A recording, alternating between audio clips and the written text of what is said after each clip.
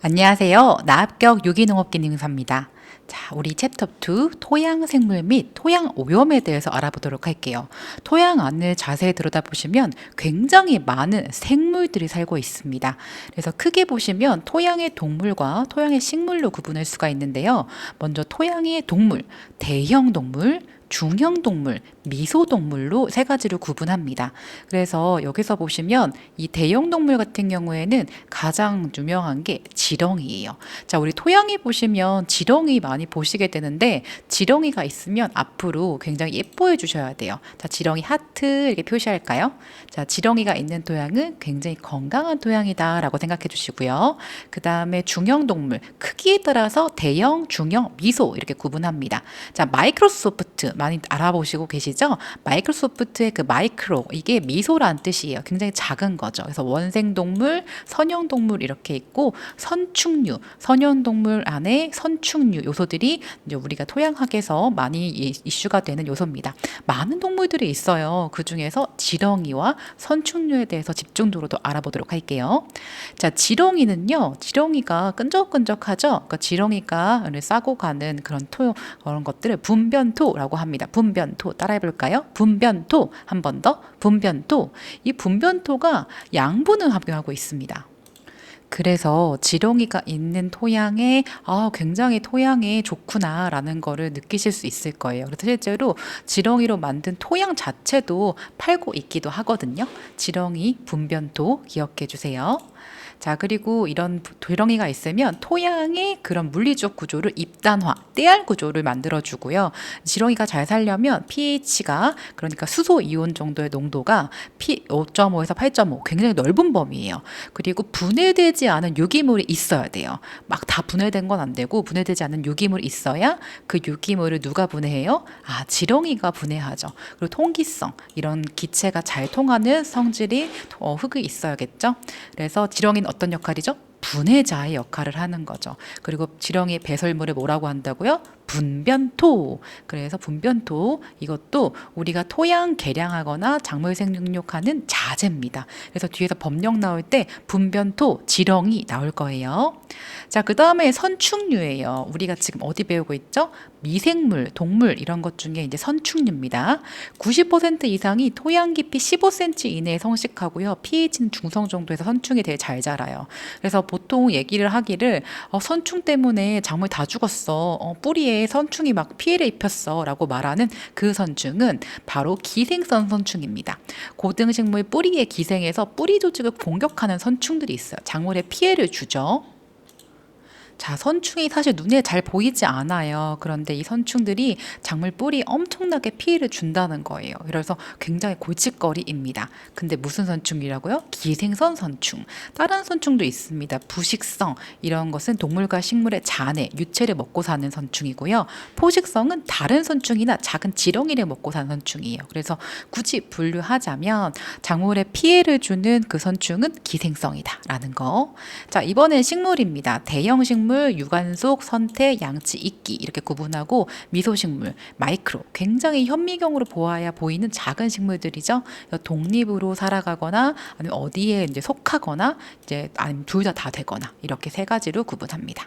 자, 문제 한번 볼까요? 미소식물군 중 독립적으로 속하는 것은, 그래서 미소식물 굉장히 작은 건데 이것 중에서 독립적으로 스스로 살아갈 수 있는 거는 이 녹조류, 규조류, 황조류 이런 조류 종류들입니다. 자, 이제 진짜 중요한 토양 미생물입니다. 자, 우리가 작물을 키우거나 하실 때 미생물 줘야지, 미생물 최고야 라는 말 진짜 많이 들으실 거예요. 그런데 구체적으로 미생물이 어떤 종류가 있는지 구체적으로 보시도록 할게요. 자, 여기서의 보는 기준의 관점은 미생물, 제가 또 하트 그렸죠? 좋은 미생물, 작물에게 도움이 되는 미생물 기준으로 생각을 하실 수 있어요. 자, 그리고 물론 나쁜 미생물도 있습니다. 그래서 좋은 미생물과 나쁜 미생물을 구분하면서 미생물이 종류가 뭔지 그것들을 먼저 분류하면서 알아보도록 할게요. 입을 크게 벌려주시고 자꾸 따라해 보셔야 우리가 따로 공부하지 않고 지금 강의를 들을 때 같이 할 수 있습니다. 여러분 반복하세요. 아시겠죠? 여러분 할 수 있습니다. 자, 먼저 사상균입니다. 참 낯설죠, 사상균. 하지만 여러분 곰팡이는 익숙하시죠? 곰팡이 폈어. 어머, 징그러. 이렇게 얘기하실 수 있잖아요. 이 사상균, 실사자를 씁니다. 실사자. 그래서 실처럼 이렇게 퍼져 있는 균, 곰팡이, 이게 제일 이슈고, 그다음 진균, 효모, 버섯균, 균균 같은 이제 미생물군에 속합니다. 그래서 우리가 여기서 제일 기억하셔야 될 건 진균과 곰팡이. 진균이라고 많이 얘기합니다. 자, 그다음에 세균, 우리가 박테리아라고 하죠. 세균의 영어는 박테리아입니다. 그래서 세균, 박테리아 두 개 다 혼용으로 많이 농업적 용어로 쓰입니다. 그래서 이 세균은 자금 영양세균, 즉 같은 말로 독립영양세균이라고 하고, 또 다른 거는 타급영양세균, 어디에 종속돼서 이렇게 살아가는 세균이다, 이렇게 두 가지로 크게 분류하고요. 또한 타급영양세균은 어떤 것과 공생, 함께 산다. 그리고 단독, 유리질소 고정세균, 이게 있고, 아모니아화 되는 균, 섬유소를 분해하는 균, 이렇게 이름이 그 목적이 나타나 있어요. 자, 첫 번째로 공생, 함께 사는 거예요. 유리질소, 유리질소 있죠? 이게 유리창 할 때 유리가 아니고 공중에 질소가 둥둥둥둥 떠다녔어요. 자, 우리 여러분 질소 느껴지시나요? 자, 우리가 질소가 실제로 보이진 않지만 과자 봉지를 장기 보관하실 때 있는 그 질소 가스 있죠? 질소는 공기 중에 78% 정도 있습니다. 78%. 자, 뒤에 가서 우리 환경 파트 대기할 때 이제 배우실 텐데, 공중에 떠다니는 질소를 이렇게 공생, 이렇게 함께 사는 거죠. 그래서 그런 것들을 근류균이라고 합니다. 따라해 볼까요? 근류균. 그리고 단독으로 유리질소, 공중에 둥둥둥 떠다니는 질소를 딱 고정하는 세균이 있어요. 그리고 암모니아성 세균, 섬유소를 분해하는 균, 이렇게 네 가지로 크게 분류합니다. 자, 오늘은요, 많은 것들이 있겠지만 공생 유리질소 고정과 단독 유리질소 고정세균, 이렇게 두 가지 크게 또 볼 겁니다. 자, 그리고 방선균과 방사선균 같은 말이에요. 그래서 흙냄새 나는 거 있죠. 이거 흙냄새 너무 좋다. 이렇게 좋은 흙 만나보시면 그렇게 분명히 느끼실 거예요. 저는 진짜 어딜 가던가 흙을 퍼가지고 흙냄새 맡거든요. 건강함이 있습니다. 그래서 건강한 그 흙의 냄새를 나타내는 이런 균, 방선균, 방사선균.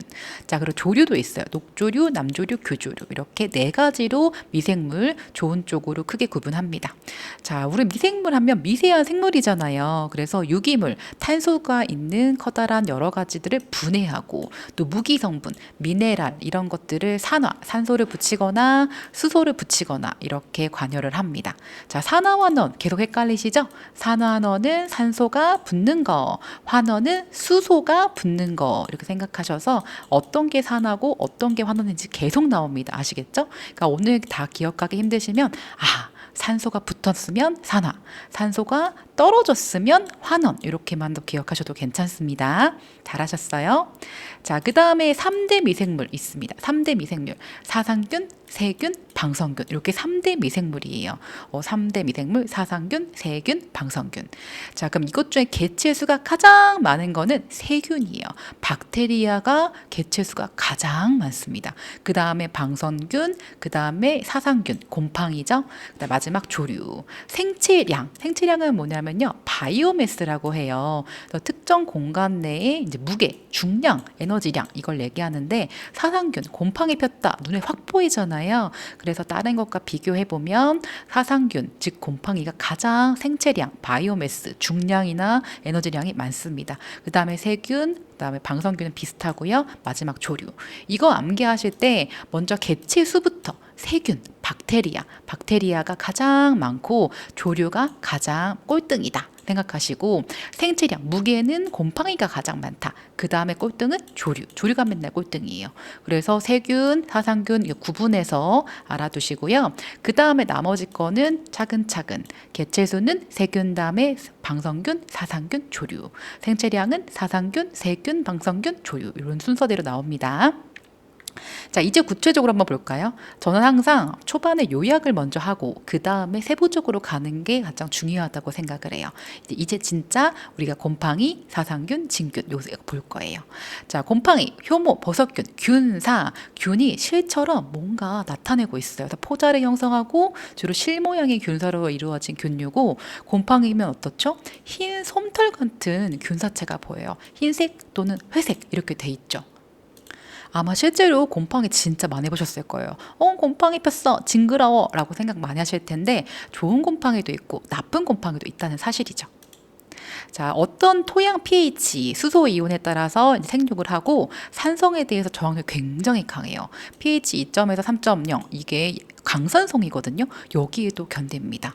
이 곰팡이가 유기물을 분해합니다. 그래서 부식 생성면에서 우수하고 분해가 어려운 리그닌 따라해볼까요? 리그닌 이게 뭐냐면 목재에 있는 성분이에요. 목재 그 딱딱한 부분 있죠. 그래서 목재에 리그닌 이 성분이 엄청 많은 거죠. 그래서 뒤에 가서 배우시겠지만 우리 퇴비 만들 때 톱밥을 이용하시면 굉장히 우수한 퇴비를 만들 수 있어요. 그래서 보통 시간이 오래 걸리지만 톱밥으로 만든 퇴비는 굉장히 우수하죠. 자, 그 다음 토양 미생물 중 생체 중량, 즉 바이오매스가 가장 많이 나가는 게 뭐라고요? 곰팡이. 그리고 균사에 의해서 이런 곰팡이의 그런 실 같은 그런 물질에 의해서 잎단화, 우리가 떼알 구조를 만드는 거죠. 그리고 페니실린도 생산하고요. 자, 그다음에 균균, 대표적인 균균이 있습니다. 균류가 붙어서 공생하거나 기생해서 생육하고 있는 식물의 뿌리예요.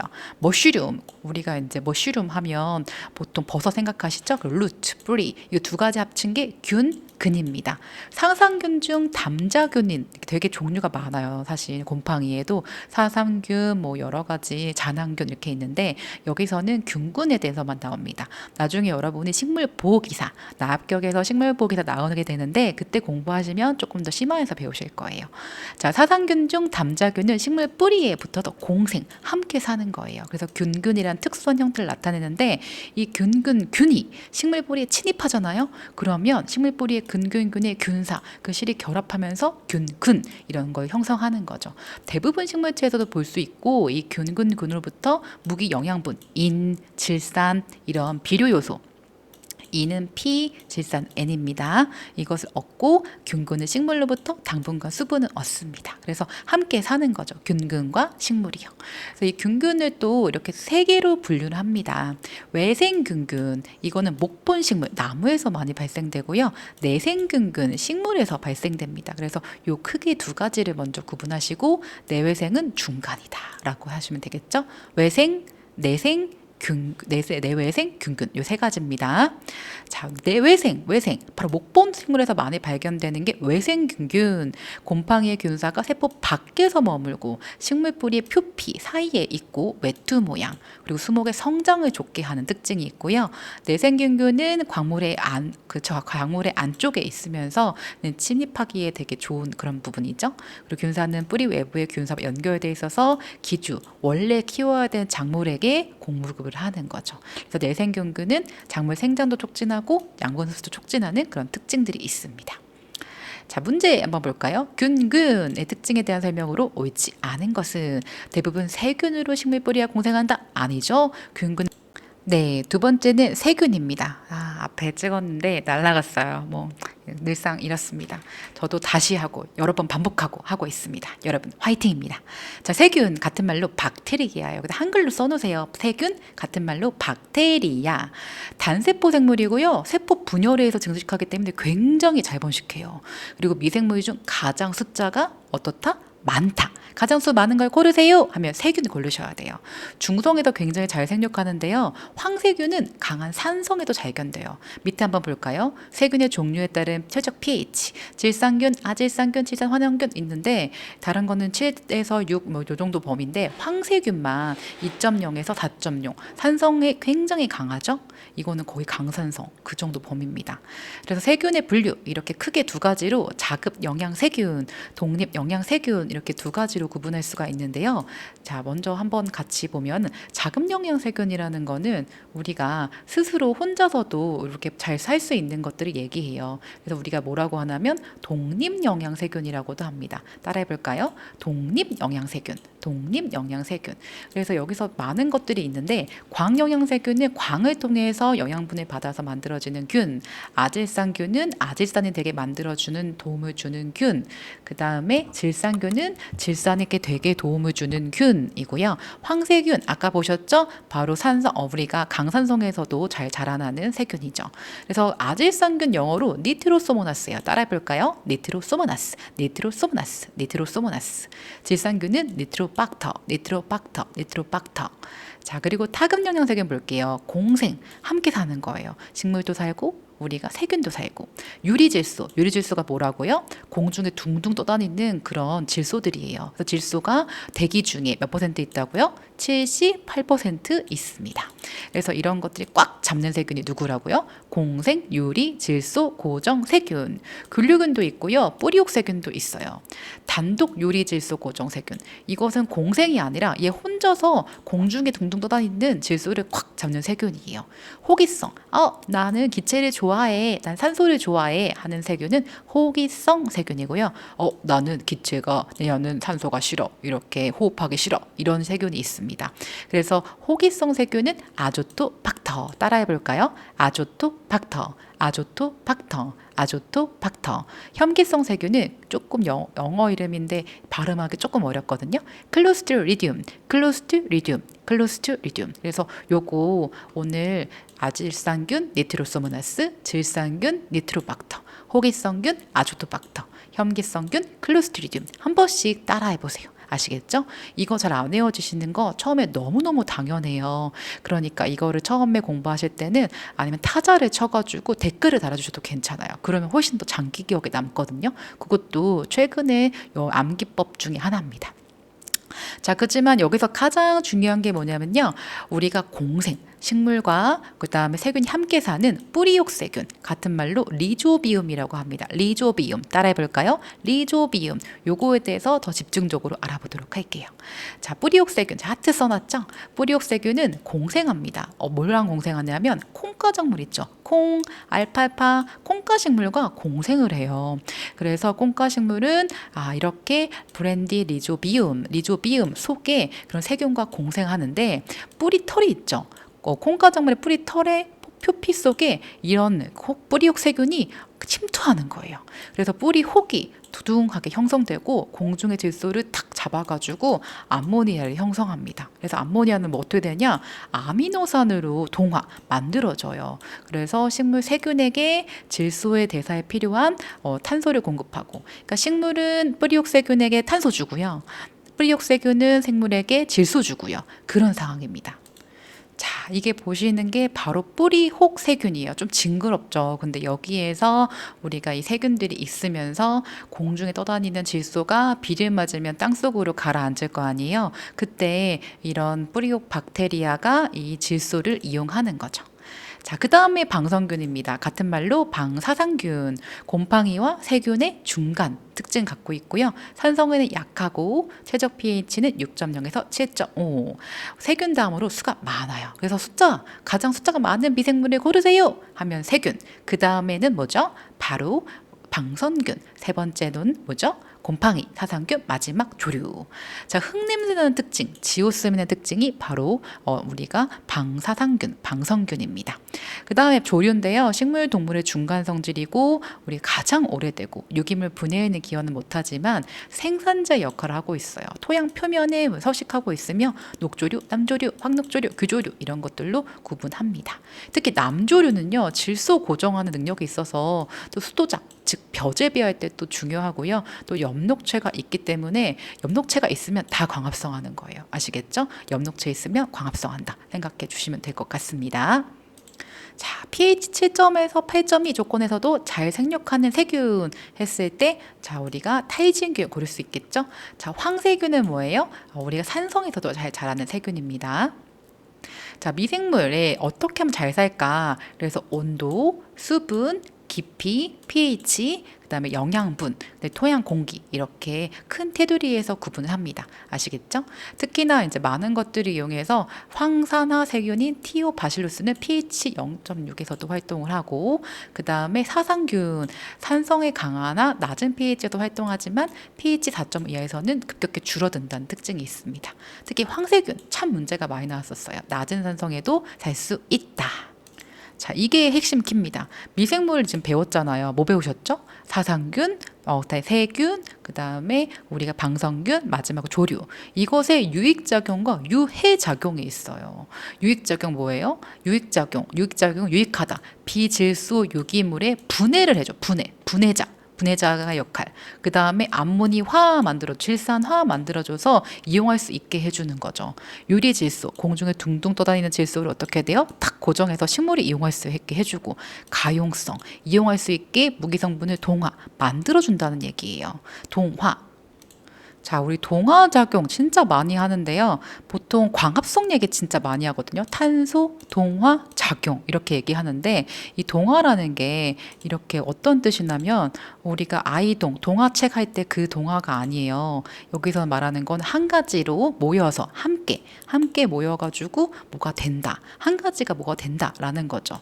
그래서 미생물이 각각에 있던 것들이 동화, 뭉쳐지는 것들을 말합니다. 그래서 동화라는 거 나오면 하나의 뭔가 합쳐서 뭐가 되는구나 라고 생각해 주세요. 자, 그리고 미생물에 의한 무기 성분이 변화가 이루어지고 미생물과 기랑 서로 싸우게 되는 것들도 얘기할 수 있어요. 자, 기량작용은 생물체의 어떤 현상에 의해서 두 개의 요인이 동시에 작용하면서 그 효과를 부정하는 경우, 그래서 이제 우리가 기량, 서로 반대인 경우 이런 것들을 하나는 잘 되는데 하나는 안 되고 이런 것들을 얘기할 수 있습니다. 자, 그리고 입단, 떼알 구조, 토양을 좋게 만들어주거나 생장 촉진하는 물질도 주게 되죠. 그래서 우리가 작물 잘 키우려면 미생물 잘 주셔야 돼요 라는 게 토양 자체에도 이제 유용한 특징을 발생시키지만 각각의 작물이 잘 자라는 게 생장 촉진 물질까지도 우리가 내뿜기 때문에 적절한 그 작물에 맞는 미생물을 우리가 시비하는 게 되게 중요합니다. 또한 나쁜 거는요, 병을 유발해요. 우리가 지금 병에 대해서는 얘기 안 했잖아요.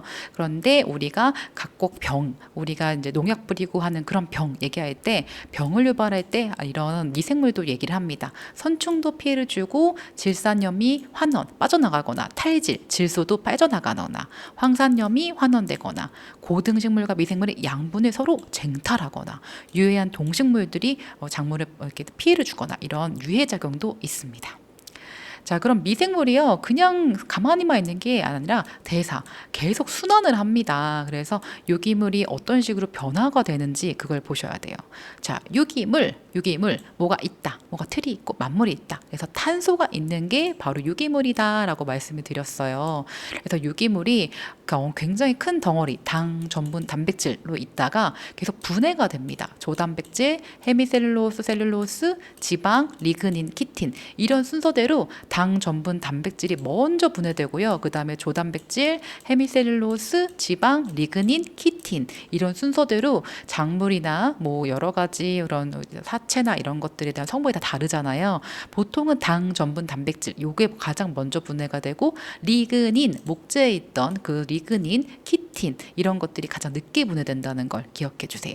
그럼 유기물이 분해될 때 이용되는 요인이 C인율, 탄소와 질소의 비율이에요. 자, C 한번 써볼까요? C는 탄소, 그 다음에 N은 뭐라고요? 질소. 이 질소의 비율에 따라서 분해하는 게 다르다라는 거 기억해 주시고 나머지는 그 분해되는 지역의 수분과 온도와 공기 이렇게 영향을 줍니다. 자, 지금 CN율 조건 나왔거든요. 오늘 한 가지만 외볼게요. 바로 톱밥입니다. 자, 톱밥 아까 뭐 어떤 게에서 그 성분이 있다 그랬죠? 리그닌입니다. 리그닌과 톱밥. 굉장히 아주 톱밥 안에 리그닌 있는 거죠. 톱밥은 탄소가 50, 질소가 굉장히 작아요. 그래서 탄질률의 비율이 500입니다.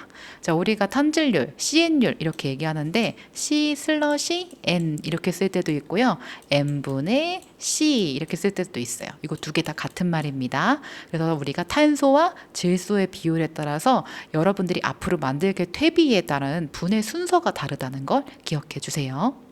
자, 그래서 탄질률, CL률 이게 되게 중요한데요. 탄질률이 만약에 측정했을 때 30 이상이다 하면 토양 질소의 미생물 이동이 유기물이 무기화보다 크기 때문에 질소가 부족해요. 그래서 질소 기하 현상이 발생되고 보통 15에서 30 아니면 20에서 30 요 정도 범위가 미생물이 이동하고 유기물이 무기화되는 게 같아서 질소도 잘 흡수하는 아주 우수한 그런 탄질률의 범위인 거죠. 그리고 각각의 작물에 탄질률, 요게 시험에 좀 자주 나오는데 톱밥 굉장히 크죠. 225 아니면 500 이런 좀 큰 정도의 범위고 볏짚, 미숙태비, 발효, 우분 요 정도 순서가 범위가 한 번 나왔었고요. 톱밥, 왕겨, 밀짚, 옥수수대, 볏짚, 콩대, 클로버, 우분 이렇게 각각의 탄질률에 뭐가 제일 크고 뭐가 제일 작은지 요거의 범위에 따라서 이제 문제가 출제가 됩니다. 자, 그런데 문제가 이렇게 나올 때도 있어요. 발효태비를 만드는 과정에서 탄질비로 가장 적합한 것은 20에서 35. 여기가 아까 우리 배웠던 이제 20에서 30, 요 정도 범위 가깝잖아요. 그래서 여기 3번 체크해 주시면 되죠. 그래서 이게 출제하시는 분들마다 다 달라서 숫자가 오차가 좀 있는 경우가 있습니다. 문제 또 볼게요. 화분가 작물. 화분가 작물이 뭐죠? 벼가 작물이죠. 콩가 작물보다 탄질률이 높아요. 그래서 각각의 어떤 그런 작물, 퇴비로 쓸 원료의 탄질률이 무엇인지를 보시는데 오늘은 우리가 톱밥, 여기는 225라고 나왔지만 보통 500, 225, 요 정도 큰 범위다. 그래서 탄질률이 큰 게 뭐다? 톱밥이다. 요걸 기억해 주세요. 아시겠죠? 톱밥. 자, 이번에 이제 부식입니다. 부식. 자, 우리가 퇴비가 이제 부식됐다라고 얘기를 하는데 우리가 퇴비가 쌓여서 부식을 만들기 위해 노력하는 거죠. 그래서 양이온 치환 용량 CEC 이게 굉장히 커요. 그리고 보수력 물을 보유할 수 있는 것도 크고 토양 완충 능, 완충 능력, 완충 능 둘 다 같은 말입니다. 이게 굉장히 크기 때문에 부식이 많으면 외부에 여러 가지 피해가 있어도 굉장히 자기의 토양의 능력을 거뜬하게 합니다. 여러분도 부식이 많은 마음을 가지면서 에너지를 많이 키워주세요. 중금속 이온의 유해 작용을 감소도 시키고 토양의 입단 구조도 현상해요. 토양의 온도도 촉진하고 미생물성도 촉진하고 양분도 저장하고 유효 인산의 고정을 억제해서 우리가 고정을 억제한다. 이거 나쁜 거 아니야라고 생각할 수 있겠죠.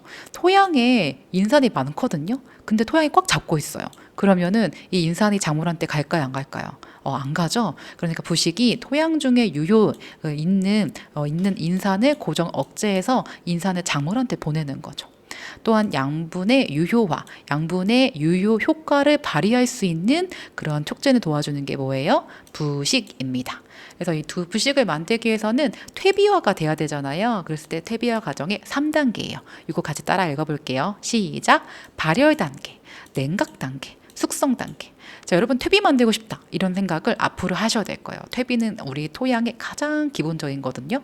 퇴비를 만드실 때 가장 기본인 게 발열, 열이 발생돼야 돼요. 그 다음에 천천히 식겠죠? 냉각, 그 다음에 숙성. 1번, 2번, 3번. 요거 필답의 기출문제입니다. 발열, 냉각, 숙성. 따라해볼까요? 발열, 냉각, 숙성. 자, 그 다음에 질소가 가만히만 있는 게 아니라 순환합니다. 그래서 질소의 변화 과정 먼저 보시면 NH3는 암모니아, NH4는 암모늄 태질소, NO2는 나질산 질소, NO3는 질산 태질소. 오늘은 너무 많으니까 NH4, NO3 마이너스 요 두 가지는 꼭 외워주세요. 자, 바로 우리가 스마트팜이나 수경 재배할 때 아모늄 태질소 뿌립니다. 질산 태질소 뿌립니다. 요거 두 가지는 계속 말하거든요. 자, 지금 굉장히 어려워 보이겠지만 원리는 간단해요. 화학 기호드가 나와서 헷갈리는 거예요. 첫 번째, 암모니아 화성작용. 암모니아가 돼요.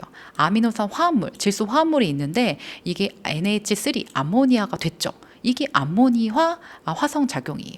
자, 그리고 여기서 이제 NH4 플러스 이렇게 암모늄태 질소가 생기거든요. 그랬을 때 이게 암모늄태 질소가 이게 갑자기 NO3 질산으로 바뀌어요. 그렇게 질산으로 바뀌면 호기성, 기체를 우리가 산소를 좋아해 하는 그런 세균이 영향을 주는 거죠. 그래서 앞서 보셨던 니트로소모나스가 여기에 영향을 줍니다. 아질산균 즉 NO2를 만드는 게 니트로소모나스. 또 질산균은 NO3. 이게 질산이에요. 질산을 만들어주는 균이 뭐라고요? 질산균. 그래서 질소가 지금 유기물, 커다란 유기물에서 NH3 플러스, NH4 플러스, NO2 마이너스, NO3 마이너스, 결국에 맨 밑에 보시면 질소 가스까지 이렇게 계속 왔다 갔다 하는 그런 과정을 하려면 여기에 뭐가 들어있죠? 바로 세균이 있는 거죠. 그래서 다시 한번. 자, 암모니화성 작용. 암모니아가 되고, 암모니아 NH3. 그 다음에 이것이 NH4 플러스가 되고, 그 다음에 NH4 플러스가 또 이렇게 산소가 많은 데에서는 산소가 붙으면서 NO3 마이너스가 되는 거예요. 이게 산화작용입니다. 산화. 자, 그런데 이 산화작용이 됐을 때 그냥 되는 게 아니라 아질산균, 질산균 이렇게 두 단계의 연속적인 반응으로 이루어지고, 그다음에 질산이 됐죠. 이게 식물에 그대로 이용하면 너무 좋겠죠. 그런데 이것이 질산 환원균에 의해서 암모니아로 환원되고, 이것이 혐기 상태, 기체가 없는 상태에선 이렇게 바뀝니다. 그 다음에 또 탈지작용. 질소가 그냥 이용되면 좋은데 탈출하는 거예요. 그 질산이 질소, 산화질소, 질소가스로 날아가 버려요. 이게 어디서 일어난다? 논에서 이렇게 논에서 환원층, 깊은 논에서 이렇게 나타나는 게 탈질작용이에요. 그래서 이 탈질작용은 사실 안 좋은 거예요. 그래서 질소가 뿌려도 시비에 손실이 나는 그런 특징이 탈질작용입니다.